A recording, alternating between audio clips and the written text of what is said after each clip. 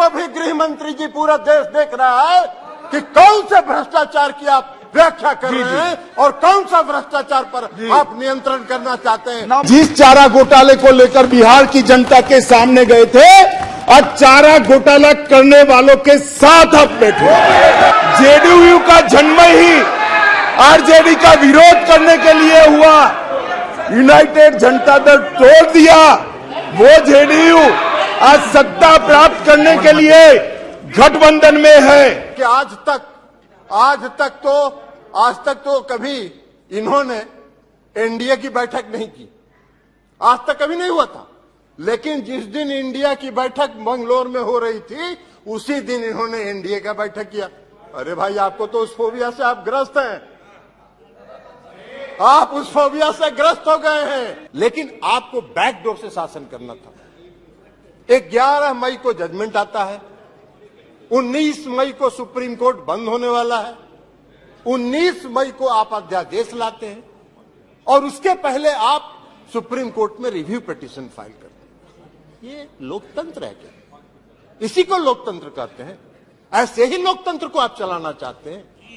सभापति महोदय, लोकतंत्र चलता है लोकलाज से, और इस सरकार ने सारे लोकलाज को ताखे पर रख दिया और डुबो के इस दिल्ली में शासन करना चाहते हैं। आप बैकडोर से शासन करना चाहते हैं। अभी माननीय गृह मंत्री जी ने बिल को पेश करते हुए कहा कि दिल्ली की सरकार 2015 में ऐसी बन गई कि जो भ्रष्टाचार के मामले में जिसका काम ही नहीं है सेवा करना। अरे, सेवा दिल्ली की सरकार जनता की सेवा कर रही है कि नहीं कर रही है, यह फैसला तो करने का अधिकार दिल्ली की जनता को। आप कैसे बैठ के यहां फैसला कर सकते हैं? आपको कौन अधिकार दिया है यहां फैसला करने? चुनाव तो आप भी लड़ते हैं दिल्ली में, लेकिन आप 3 सीट पर सिमट जाते हैं, 3 सीट पर सिमट जाते हैं और उसके बाद भी कहते हैं कि वाह भाई, दिल्ली में जो सरकार है उसको सेवा का काम ही नहीं कर रही है। कौन सा काम आप व्याख्या कर रहे? आपने दिल्ली के एमसीडी को सारे लोगों को मिला के एक एमसीडी किया, क्या हुआ? हसर आपका दिल्ली के एमसीडी के चुनाव में भी आप हार गए, फिर भी आप बोलने में बात नहीं आ रहा है, फिर भी आप बोल रहे। तो लोक लाज जब आप ताखे पर रख दीजिएगा तो यही होगा, क्योंकि आपने लोकतंत्र को समाप्त करने का निर्णय किया।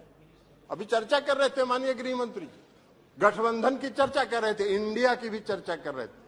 अब इंडिया का फोबिया तो उनको समा गया है, इसलिए कि आज तक तो कभी इन्होंने एनडीए की बैठक नहीं की, आज तक कभी नहीं हुआ था। लेकिन जिस दिन इंडिया की बैठक मंगलोर में हो रही थी, उसी दिन इन्होंने एनडीए का बैठक किया। अरे भाई, आपको तो उस फोबिया से आप ग्रस्त हैं, आप उस फोबिया से ग्रस्त हो गए हैं और आपकी विदाई होने वाली है। तो इसलिए भ्रष्टाचार की बात कर रहे हैं। बैठिए ना बाबा, आप जाइएगा, विदाई होगा आपका। बैठिए, भाषण दे रहे हैं। बैठिए, आप बोलिए ना, आप उधर ध्यान मत दीजिए।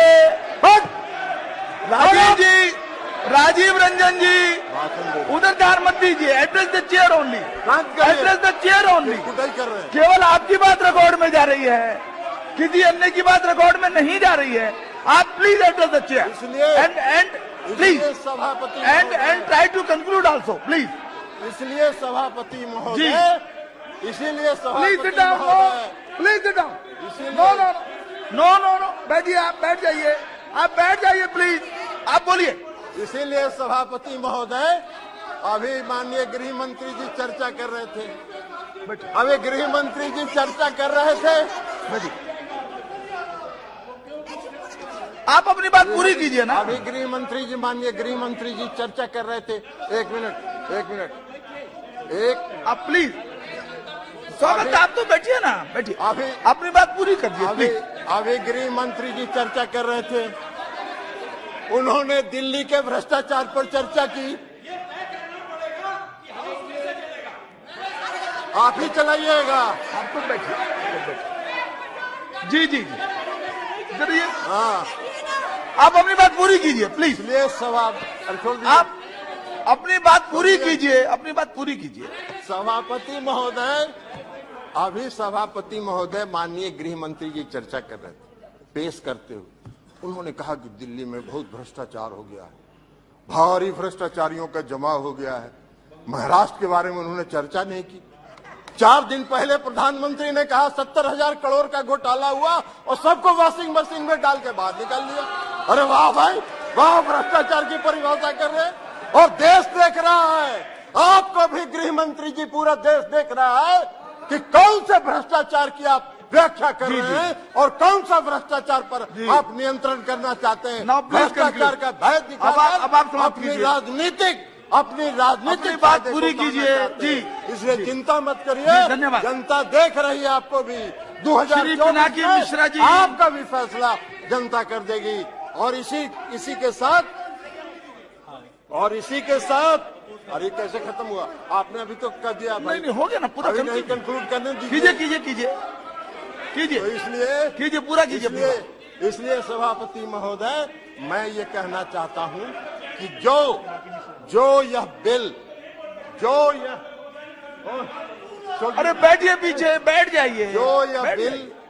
यह बिल जो आया है, यह बिल लोकतंत्र का विरोधी है। लोकतंत्र को वैसे इनकी मंशा है, इस सरकार की मंशा है लोकतंत्र के सारी संस्थाओं। आपने कह दी अपनी बात, आपने सारी बात कह दी है। संस्थाओं को ध्वस्त करना इनकी मंशा थैंक यू। ये कर रहे हैं, लेकिन यह लोकतंत्र विरोधी है, संघीय ढांचा के खिलाफ है। मिश्रा जी, इसलिए हमारी पार्टी और हम लोग। माननीय अध्यक्ष जी, कुछ सदस्यों ने टिप्पणियां करी है, मैं जरूर जवाब देना चाहता हूं। मैं तो सीधा साधा भाषण करने आया था नियमों के अनुसार, मगर राजनीतिक टिप्पणियां कर गई तो मुझे जवाब देना पड़ेगा। माननीय अध्यक्ष, राजीव रंजन जी ने कहा कि लोकलाज होनी चाहिए, लोकलाज होनी चाहिए। राजीव रंजन जी, लोकलाज आप तो मत ही बोलिए, क्योंकि जिस चारा घोटाले को लेकर बिहार की जनता के सामने गए थे, आज चारा घोटाला करने वालों के साथ आप बैठे और फिर से गठबंधन के लिए। लोकलाज आपके मुंह में अच्छा नहीं लगता। माननीय अध्यक्ष जी, ये जो गठबंधन बना है यूपीए का, ये यूपीए का गठबंधन नहीं है, ये सत्ता के स्वार्थ के लिए बना है। बंगाल में माननीय अध्यक्ष जी, कम्युनिस्ट पार्टी, तृणमूल कांग्रेस और कांग्रेस तीनों लड़ती हैं। हर रोज ममता जी को हमारे अधीर रंजन जी क्वेश्चन करते रहते हैं, मगर बेंगलोर में साथ में बैठेंगे। जेडीयू और आरजेडी, जेडीयू का जन्म ही, माननीय अध्यक्ष जी, जेडीयू का जन्म ही आरजेडी का विरोध करने के लिए हुआ। यूनाइटेड जनता दल तोड़ दिया, वो जेडीयू आज सत्ता प्राप्त करने के लिए गठबंधन में है। जो बाला साहब ठाकरे के सिद्धांतों पर चलते थे, वो आज कांग्रेस के साथ बैठे हैं। माननीय अध्यक्ष जी, केरल में, माननीय अध्यक्ष जी, केरल में कम्युनिस्ट, कांग्रेस और एलडीएफ और यूडीएफ दोनों आमने सामने थे। माननीय अध्यक्ष जी, सत्ता के कारण दोनों इकट्ठा आए हैं। सुरेश जी, केरल की जनता इस बार पूछेगी। माननीय अध्यक्ष जी, माननीय अध्यक्ष जी, मैंने दयानिधि मारन जी को सुना, बहुत पेशेंस के साथ संविधान की दुहाई दे रहे थे। मारन साहब, आपको संविधान की चिंता नहीं है, एन मन एन मक्कल से आप डरे हुए हो। हमारी जो यात्रा शुरू हुई है, इसने डर खड़ा किया है। माननीय अध्यक्ष जी, शशि थरूर जी ने कहा, माननीय अध्यक्ष जी, शशि थरूर जी ने कहा कि कांग्रेस की सरकार होती या आपकी सरकार होती तो ऐसा करते।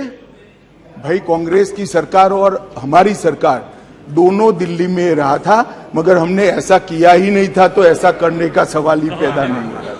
बहुत अच्छे तरीके से चलता था, कोई झगड़ा नहीं था। माननीय अध्यक्ष जी, मैं अंत में इतना ही कहना चाहता हूं, अभी भी समय है, वोटिंग बाकी है, यही समय है, सही समय है। विचार बदलिए, जनता देख रही है, जनता सब कुछ जानती है कि 9 बिलों में उपस्थित न रहने वाला समूचा विपक्ष आज गठबंधन बजाने के लिए अखाड़े में उतर गया।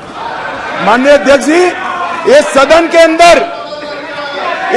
के अंदर निहित स्वार्थनीतिक उद्देश्यों के कारण न भाषण देने चाहिए, न वोटिंग करनी चाहिए।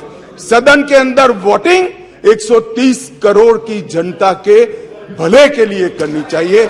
मैं अंत में फिर से अपील करता हूं कि अभी भी जनता देख रही है, यही समय है मन बदलने का। एक बार मन बदल दीजिए तो शायद जनता यूपीए के पाप माफ भी कर दे। अध्यक्ष जी, सभी का बहुत बहुत धन्यवाद। लाइव बिहार यूट्यूब पर सब्सक्राइब और फेसबुक पर लाइक जरूर करें।